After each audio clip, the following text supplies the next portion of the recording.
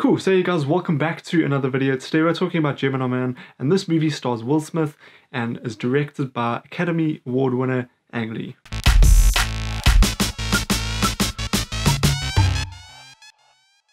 So a very basic plot of the story is that Will Smith's character is this like insane assassin, and he can do pretty much anything. He's like the best assassin in the world pretty much. And he ends up being a target in this very secret mission that no one really knows about. And that's pretty much the basic plot of the story. The film also stars Benedict Wong, and it was really great to see him in something else besides the MCU stuff. And then the film also stars Mary Elizabeth Winstead as well. Really great seeing her in another film as well. And now I will be honest, this movie did not do it for me at all. And it's really sucky to say that. This is just my personal opinion. I went with people who did enjoy the film.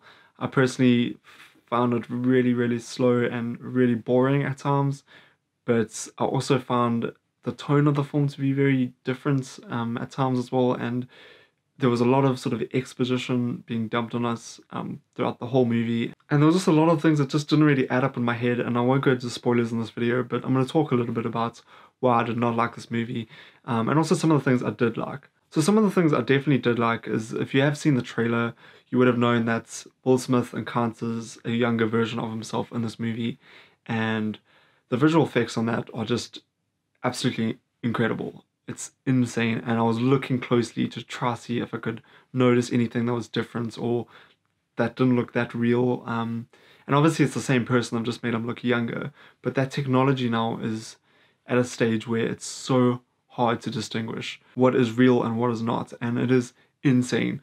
Like the younger version of Will Smith here kind of looks like how he looked in Fresh Prince of Bel-Air, and it's just really cool seeing a younger version of Will Smith, but also just seeing him so real. And I also just got to hand it to Will Smith, like he does the best he can with what he's given in this movie, and it was great seeing how he distinguished the younger version of himself with the sort of current present day version, and he really did bring a lot of energy into that role, and it was really interesting to see him play a younger version of himself as well, and also just do it so excellently.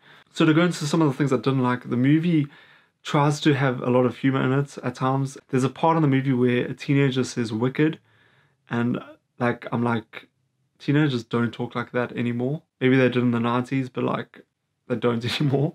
So I was like, that's such a weird thing to put in this movie, like it just doesn't make sense. And then there's a whole bunch of other jokes that they try to throw in this movie. There were a few that I like chuckled at, but overall most of the jokes just land completely flat. And that's also kind of sad, because I think Will Smith can normally be a funny person and character, and I know this is a bit more of a serious role, but he does have that comedic value to him. Benedict Wong is a bit of like a humor character at times, and some of his jokes were the ones I kind of found funny, but overall I just think the humor in this film does not work, and it feels very tonally inconsistent at times. And then if you've seen Life of Pi, you would have known that Ang Lee he's incredible with his visual effects, and like I would say, Life of Pi is a very visually storytelling movie. There's a lot of like visuals that aid the story, and I was really disappointed in this movie, knowing what Ang Lee can do in other films like Life of Pi.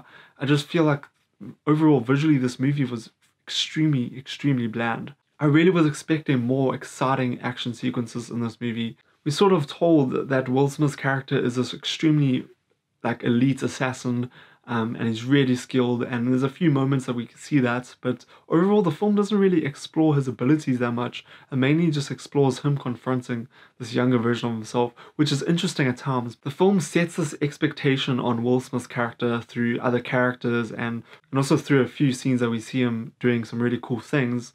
So we sort of have this expectation of what his abilities are and what he can do. But then when there are action sequences in the movie, but then when the movie does go to the sort of action set pieces and there's action sequences, it just doesn't do much to the film at all, and it lands so flat in my opinion. There were some very questionable things that happen in these scenes where I'm like, if this guy was an elite assassin of this sort of status, why would he be doing that? It doesn't make any sense.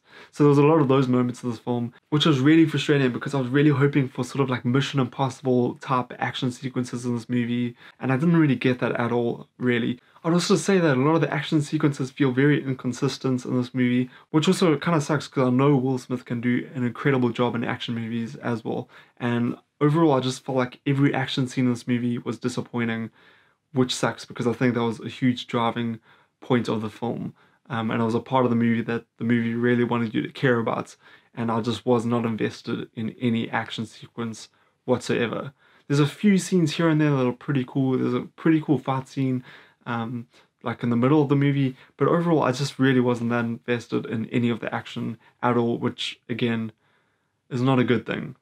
The film also adapts the HFR technique, and pretty much what that is when the film is shot with a higher frame rate than it normally is. Normally films are shot in like 24 frames per second. That's like the standard way films are usually shot. And then this film I think was shot in 60 frames per second. So what that is meant to do is it's meant to be a lot more immersive, and it's meant to look a lot more real. But I personally think it does the opposite thing. I'd also definitely say that it made the action sequences feel less real, which is not a good thing either if you're trying to make an action movie. So that kind of sucks. If you've seen the Hobbit movies, they did something very similar to this in their movies. And it's when things kind of just look hyper real at times on the screen. And to me personally, it makes the movie look a lot more fake and almost generic, if that makes sense. So I did not enjoy that at all. I know some of my friends who went to the movie as well really enjoyed that. So that's just a personal thing, but I did not enjoy that at all. I'm not a fan, personally. That's just my personal opinion. This movie is also in 3D. The 3D was good for the most parts. Maybe that was because of the high frame rate thing.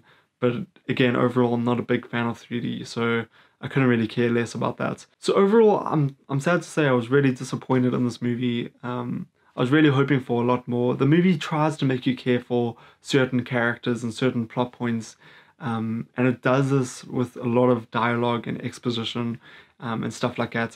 But overall, I really just wasn't that invested in the storyline and sadly the characters. Although it was really, really cool seeing Will Smith play a present version of himself and a younger version. That was really, really good. And as I said, I think Will Smith is the saving grace of this film. I don't think the movie would have been as good without his sort of charisma and without his style of acting. I think he definitely brought a lot to this movie. So overall, this movie gets a standing on wet grass with your socks on. That is my new rating system, and that is pretty much between, I guess, like 30 to 50%.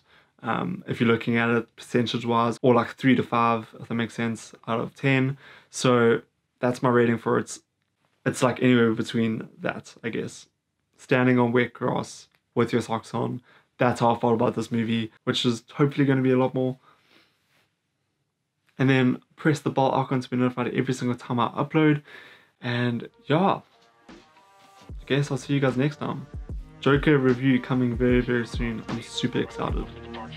Cannot wait to talk about that. I'll see you guys next time. Bye bye.